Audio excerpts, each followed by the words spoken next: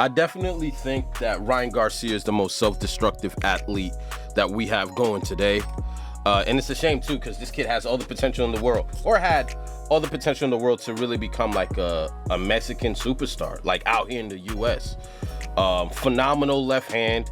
This kid has the looks of a superstar. He has the charisma, has the personality, but I don't know when shit went left. But we're gonna get into how Ryan Garcia lost his entire career in one night. But it screams like a plea for help. You know what I mean? Like, this kid, as much as I want to trash him for some of the stuff that he does because he's a goofball, you can clearly tell this kid needs help. He needs some type of guidance. He needs to be saved from himself. And what I know about people that are just self-destructive, they're not gonna stop. It's only gonna get worse, and this might just very well be rock bottom for Ryan Garcia. So we're gonna get right into it. Fight against Devin Haney. Damn, I forgot to change. I always... The entire internet believed Ryan Garcia was in need of a psychiatric evaluation, possibly an admission to rehab, or at least restricted access to social media because his erratic behavior was sending him into an all-out downward spiral. He was under no circumstances capable of fighting the undefeated 31-0 champion, and then he absolutely demolished his opponent, becoming victorious in a fight that he was destined to lose. He even bet $2 million on himself to win, a wager that earned him $12 million. Ryan trolled his opponent, the world, and everyone went from calling him crazy to a genius. But Ryan was a ticking time bomb. He has an ego the size of Mount Rushmore, a clear alcohol addiction, and an evil darkness inside of him that finally revealed itself during a Twitter rant that got him banned from boxing forever. However, to understand how it got so bad, we must go back to 105 days before his fight, where Ryan announced that he was getting divorced from his wife, Andrea Salina. Ryan's wife, Drea, gave birth to their second child on December 23rd, 2023, but they waited to post about it on social media until January 5th. Less than 1 hour after Ryan made the post, he also made a formal statement that he would be getting a divorce from the same woman who just gave birth to his son. That's the wild. narrative My that son's Ryan off this. divorced his wife within an hour of their son being born permeated throughout the internet. Ryan said that this was not true and that he just decided to announce to the public both of these major life events at the same time. People who despised Ryan looked at this as a cowardly move, and that he was a deadbeat. His fans speculated that maybe this woman cheated on him, or maybe that this wasn't actually his child, but the court documents say that they split due to irreconcilable differences, which doesn't really help us understand the truth. Regardless, going through a divorce is extremely stressful, especially when there are children involved. People began noticing He's a a kid in his transformation in damn Ryan. self. He seemed to have gained weight. His face looked bloated. His speech was slurred in interviews. He was constantly twitching and moving around. Just look at the before and after differences in his speech, clarity, and body language. I think that's the most important thing in my life. That's the thing that keeps me as productive and efficient as I could possibly be, and calm. Because when I'm not fighting, I don't know where to put all this energy. I have so much energy. I have so much thoughts and so much, passion for everything I do. If I don't have a fight, I'm like, what do I do? I mean, it was really the people like influencing me. Like, damn, that hurt. I didn't really care. If I'm going deep down in my heart, like, I don't really care. Like, bro, don't show up. I don't care. In an interview with Ariel Helwani, fans suspected he may have been on substances. You feel confident that you can hang, he's not typically a ground fighter, but obviously Perfect. Wow. Do you have beef with him? No, I mean, he'd been calling me out for a while.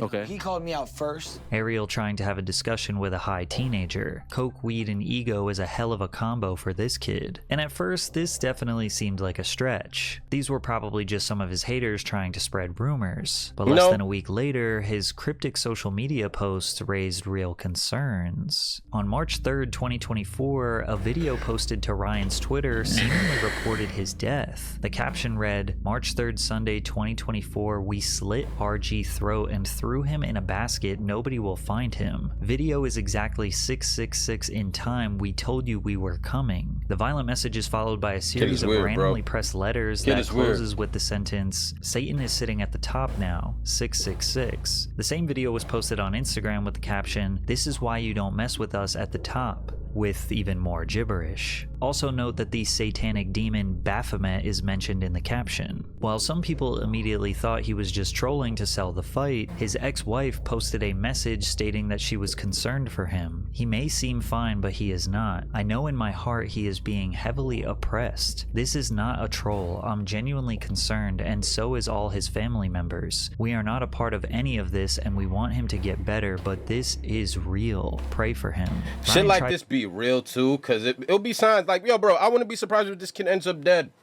OD type shit where it's like, oh, what were the signs, or where were the people that loved them? Like, it's just screaming overdose in some type of hotel room in 3 to 5 years. And I'm not wishing it on him. I'm certainly not the type to wish death on anyone, but I've seen this pattern before.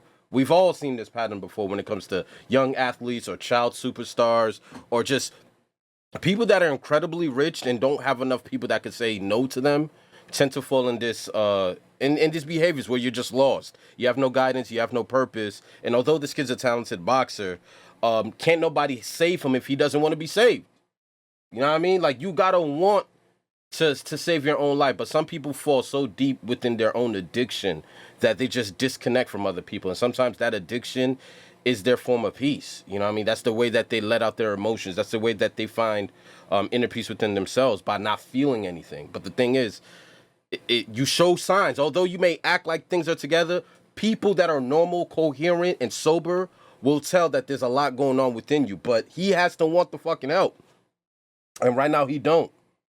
Tried to clear the air the next day with this video, but it left people even more confused. I personally wanted just to send out a video to the people that love me and my fans and family that's concerned that I'm okay. I'm not dead. I believe in Jesus. All those are lies. And, you know, they try to put me in jail. They're blocking my cards. I can't access my money. Nobody's hitting me back. I don't know what's going on, but just know I'm okay. Who are they? Who tried to put him in jail? Who is controlling his money? 2 days later, Ryan Garcia took to Twitter to claim that he was kidnapped by the higher-up elites and forced to watch the most horrific crime known to man. Hey, bro. All right, talk to us. Bro, I don't give a bro. They held me down and they made me watch little kids get raped. I don't give a anymore. I'm not joking, bro. I have proof. Who? You know the higher elites, bro. You already know who they are, bro. You have proof of this on your phone? Yes, of course I do. Talking to Andrew Tate. Of course. If Alex could get a video from the Bohemian Grove, of course I could. Ryan sounds distraught. He's slurring his words. His fans are even more concerned than ever. He doubled down in a series of alarming tweets. I won't read all of them, but some of the more cryptic ones read, "Before I go, I want to release everything. Does no one care about the children? Shame on y'all for staying quiet. You know who you are." He also mentioned Bohemian Grove a few different times. The Bohemian Grove is a 2,700-acre private campground in Monte Rio, California. It is home to an extremely exclusive gentlemen's club that hosts a 2-week retreat every July where some of the most powerful men in the world attend. During the first weekend of the summer encampment, robed figures sacrifice an effigy as part of a ritual meant to banish all worries from the gathered members. Yes, they make a sacrifice every year during the retreat, but they ascertain that it is not a real living being. The Grove has been the center of many conspiracies for decades, claiming that human lives are sacrificed here, children are trafficked here, and the powerful elites have dark secrets that are hidden here. We do know that the Manhattan Project planning meeting took place here in September 1942, which led to the creation and the ultimate firing of the atomic bomb. However, you can also find hundreds of posts from people who worked at Bohemian Grove that say it's nothing more than a summer camp for rich boomers who just get drunk for 2 weeks straight. They do admit that a weird energy permeates throughout the camp, and the members have a strange love for urinating on the trees, but nobody claims to have seen anything worth sharing with Alex Jones. Either way, it's rare to see a celebrity as famous as Ryan speak about such conspiracies, and we have seen other celebs speak out about similar powerful figures in the industry only to be blacklisted from the industry or labeled as crazy. But the follow-up post that Ryan made after his Twitter rant did not ease conspiracy theorists' minds. Over these past couple of days, you guys have seen some pretty intense things. I understand what they are and I understand what they look like. But I'm coming back to it now. The crown of thorns around his head is wild. Other than boxing, sports, and my fight. That's the only thing I'm gonna be talking about. Ryan is seemingly sedated and reading off a script in a very robotic manner. More theories took place in the comments about him being silenced by the elites, or that this isn't actually him and he was replaced by a clone, or this is some sort of humiliation ritual. His opponent, Devin Haney, says otherwise. He tweeted, "This is all an act, y'all. The fight is happening on April 20th. He's just playing crazy to sell it," which is weird because there are people out there who are actually crazy, but he's just acting for attention. There is no doubt that Ryan's antics developed mass interest in this fight. It's not like Ryan and Devin had this long-standing real-life beef, which is usually the main reason why any fight gets a ton of hype, because when you watch their face-offs and trash talk moments, they seem more like two people just having a mild disagreement. I don't know how you won that. Bro, it's 3. I beat the out you. Yo, What do you you did mean? not, bro. I gave you an 8 count. You did not give me an 8 count. You don't remember that fight in Reno? No, you beat me, though. I'll give you that. So how did I get a point taken away and I won? Because you won. You beat me all 3 rounds. Duh. You can still win. Think about it. No, but I got a point taken away. It seems like every day Ryan was an entirely different person, and even though the conspiracy theories and obscure tweets slowed down, his mental health and potential substance use was still in question. I've been feeling a lot of hurt because I tried myself.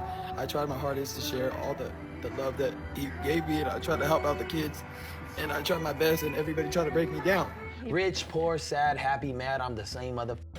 I'm the same dude that showed you I got big balls. All you have in this life is your balls and your word, and I hang that everybody straight up. At the end of the day, I'm like Scarface. Say hello to my big friend. No little friend, this is a big friend. When I was on the Katy Trail, literally, I was on the, It's a little funny, I'm not gonna lie. I was on the Katy Trail. It's a little funny. And I told a woman, "Do you support pedophiles?" She looked me in the eyes and says, "Absolutely," with a thumbs up. That is crazy. And yes, I'm running for president. I'm not even kidding. He doesn't even sound sober I'm gonna take here, a toast to yo. all the haters. Empty, drank it all myself. But despite what the internet had to say, Ryan was confident that he would win this fight. He had so much confidence that he did not seem to take his opponent seriously. You might hear me singing one of my songs between the rounds and just like, no. You wanna hear one of my songs? I can just make a new one. NGQ, doing what I do. All white, looking nice. Okay, come through. He even showed up to the weigh-ins drinking a beer. Ryan made a deal with Haney's team beforehand that he would pay them $500,000 for every pound overweight he was, which ended up being a bad move because Ryan weighed in at 143 pounds, meaning he owed them $1.5 million, but he honored his deal and paid them the 7 figures. If a boxer comes in overweight, they can technically disqualify him, but Devin Haney insisted that he did not care and the fight should go on. And at any point, did you consider not taking the fight considering he missed weight by over 3?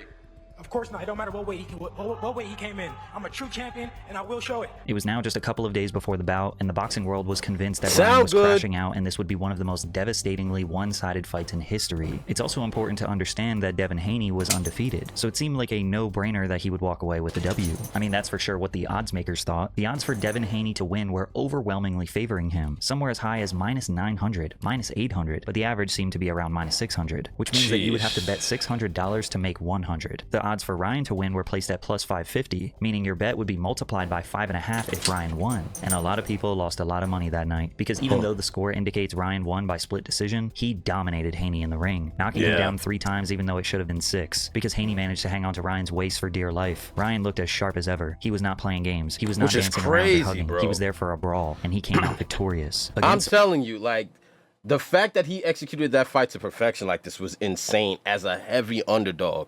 Haney, like, he dismissed the fact that he was 3 pounds overweight. He was just like, oh, I'm champion this, champion that. Boy, that nigga put you on your ass, bro. And granted, the loss was erased from your record, bro, but, man, we never gonna forget what we saw. All odds, against all insanity allegations and potential alcohol abuse, Ryan gave Devin Haney his first loss. And within 72 hours of the fight being over, he sat down with Patrick Bet-David and told the world that this was a master plan to convince everyone he was crazy, so they doubted him. I mean, my cameraman Chance, Ajay's there. Hey, we have it pre-recorded months ago. What did I say was gonna happen? I said I'm about to make sure everybody thinks I'm gonna go crazy. I'm gonna do this. I'm gonna do that. Why? It's gonna be called the Great Escape. Like, I have it all documented. I was already planning it, weeks and weeks and months behind, and I was not gonna budge for nobody. It didn't matter if I went on his podcast, anybody's podcast. I was acting like sporadic, just like crazy. I would go on. Your mannerisms, you were just like spaces. I'll do this with my nose. Like, never. It's just a tick. I had everything. Like, I just like. But then you make adjustments to. What was real though is at times I did drink a little bit during camp because I like to drink. Ryan claims that basically all of his pre-fight antics were a lie, besides the drinking, which does explain his face being so bloated. But he did tell Jake Paul on a FaceTime call that the beer he drank at the weigh-ins was fake. Yo, do you have extra beer? I could get you one. All right. You said it was what? It was apple juice and sparkling water. Oh, what do you... Yeah, I thought it was real. And although faking multiple manic episodes is definitely a twisted way to get attention, he did double down on his advocacy for crimes against children. There's actually really people in the front lines of all this. I'm in Bro, contact with man. him. His name is Jaco. I'm not gonna say his last name, but basically he's a big advocate. He goes to Congress all the time to speak about child trafficking, and he could confirm all these things. The kids, did you actually have videos of kids, things that I actually Hey, do. when the I do damn have fly videos. flies in the Yes, house, we have bro. videos. Who has so seen it? Who annoying. have you shown them to? The guy Jaco. He has. We're gonna go to Congress with it. But the most shocking story that came from this was that Ryan wagered a $2 million bet on himself to win, which, yes, is legal. Boxing is the only sport that allows athletes to bet on themselves. However, they cannot bet on themselves to lose, obviously. Since Ryan's odds were at plus 550, that would mean his payout would be somewhere around $10 to $12 million. There's a story of you bet $2 million on yourself. No. Is that a true story? It's a true story. And you made $12 million I bucks? made $12 million. Sick. Yeah. That was cool too. But basically, I gave everybody the word to place that bet. I just felt like really disrespected by Vegas, and in my head I said. So he lost 1.2 million off of being overweight, you know, on the scale. He bet 2 million on himself and made 12 million. Plus, you got to anticipate the bag that he got for actually winning that fight. This kid could have walked maybe 30, 40. The biggest loss Vegas ever had in a minute because they're like, I just felt like it was disrespectful. Now, we don't have any proof that Ryan made this bet. He is the same guy who lied about literally everything leading up to this fight, so at this point, it's kind of hard to believe anything he says. But the entire internet did a 180 overnight. No more calling him crazy. Now they were calling him a genius. But just before Ryan could walk away, the genius Victor, who played the world and got filthy rich, breaking news hit just days after the fight that Ryan tested positive for performance-enhancing drugs. ESPN reported star boxer Ryan Garcia tested positive for the performance-enhancing substance Ostarine the day before and the day of his upset win over Devin Haney last month. Now, there is a due process that people need to respect when it comes to a fighter testing positive. They have an additional B sample test to essentially double-check the results. These trials take at least a few weeks, sometimes even months, to 100% certify that someone is guilty of doping. However, the very next day after the news broke, Devin Haney went on ESPN to essentially declare Ryan as a cheater. You know, during the build-up, we've seen a lot of interesting things from him. You know, we've seen his character.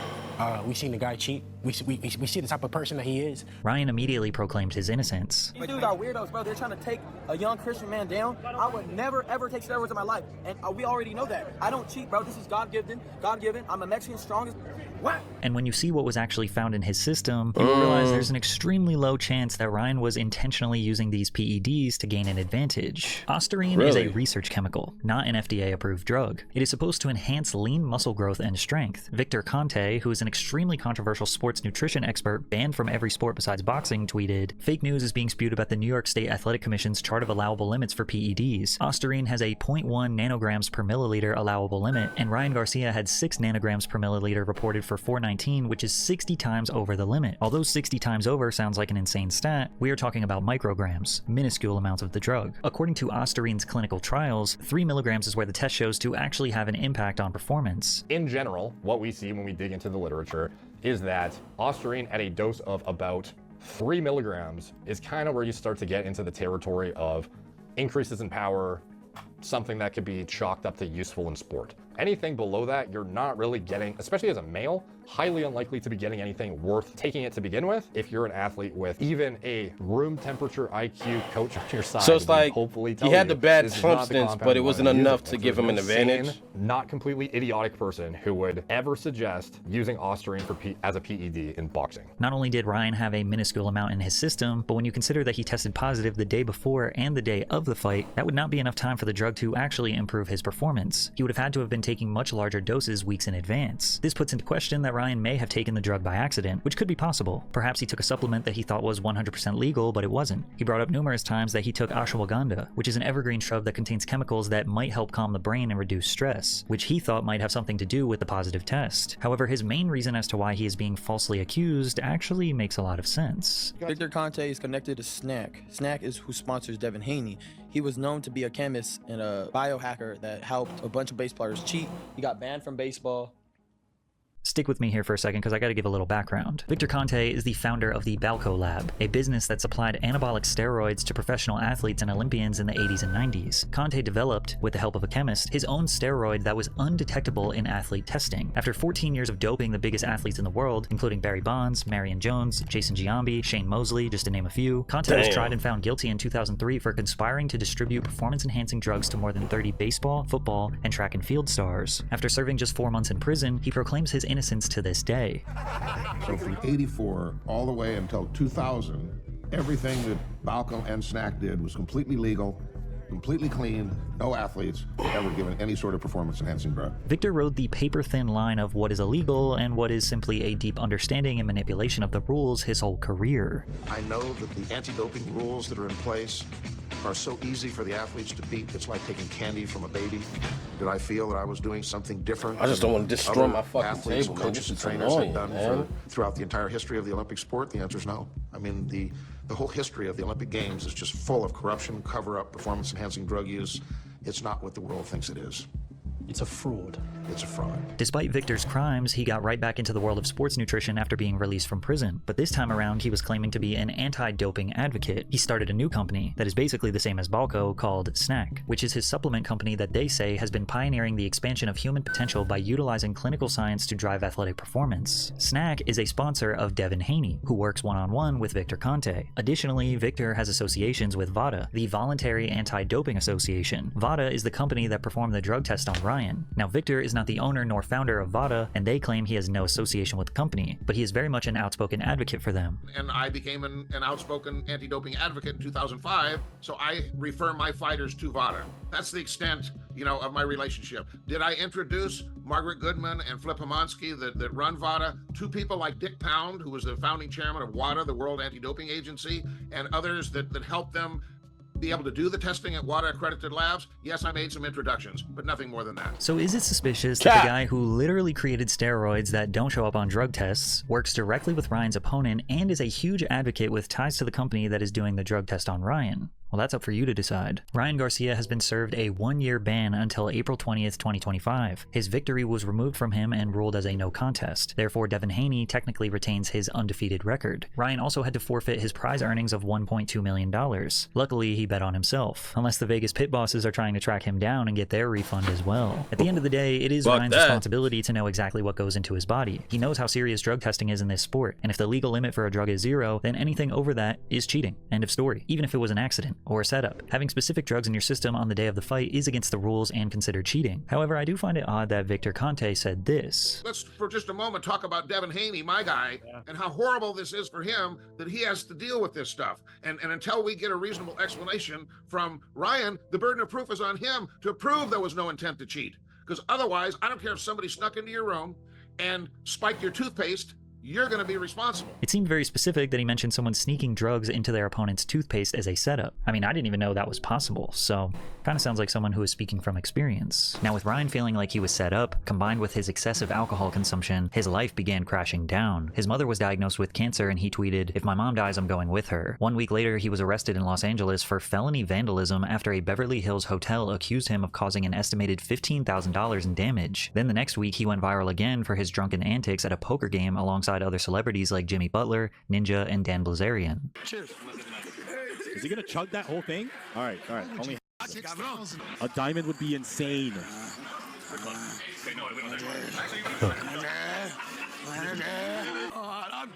I'm different. It feels great. I love Jesus, and I'm feeling great. Are those pants just falling off? Even if he wanted to give Ryan the benefit of the doubt and see his perspective, he would send out some ridiculous tweet or go on a drunken rant that made you realize no 25-year-old should be acting like this. And on July 4th, 2024, he would officially cross the line. Ryan joined a Twitter space in a drunken stupor and in less than 6 minutes managed to finally do irreversible damage. Niggas are sending niggas to the ER, and y'all niggas worried about other people saying the ER, the hard R, when niggas are saying niggas to the ER.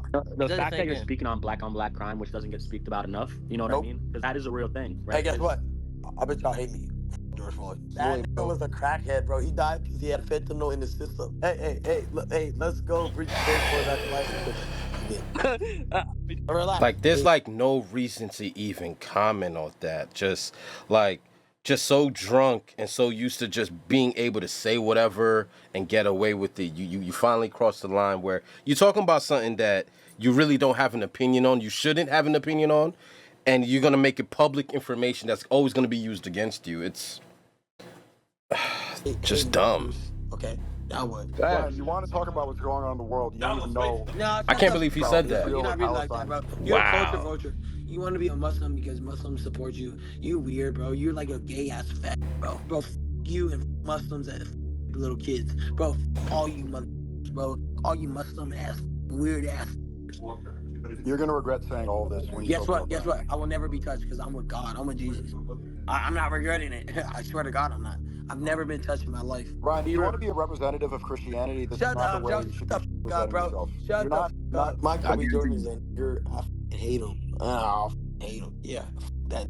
Ryan thought he could just go on the internet and speak without consequences, because that's exactly what he has done for the past few months. But this time, he finally said too much, and in less than 24 hours, Ryan Garcia was officially expelled by the World Boxing Council after the president tweeted, "I'm hereby expelling Ryan Garcia from any activity with our organization. We reject any form of discrimination. I fear for Ryan's well-being as he has declined multiple attempts for our help with mental health and substance abuse." And if you thought Ryan woke up sober and had a moment of clarity after realizing he let the darkest part of his mind spill out onto the internet, you'd be wrong. And guess what?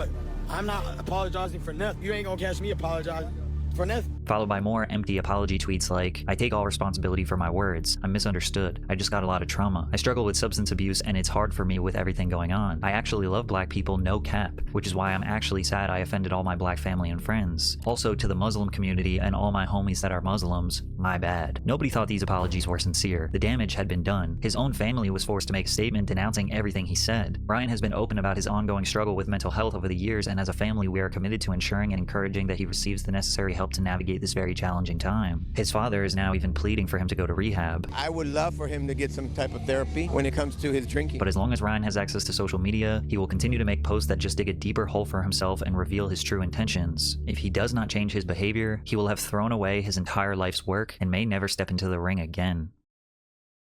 Sheesh. And not one part of me feel bad for this kid. Not one, bro. All these are conscious decisions being made. Listen, man, we know alcohol don't change who you are, makes you more of what you already are. And he's making a conscious decision every night to get drunk, to get wasted, and then to go on social media. Nobody's forcing him to do any of these things. I really don't care, man. But that run that he went on, it was cool because he had the whole world think he was crazy.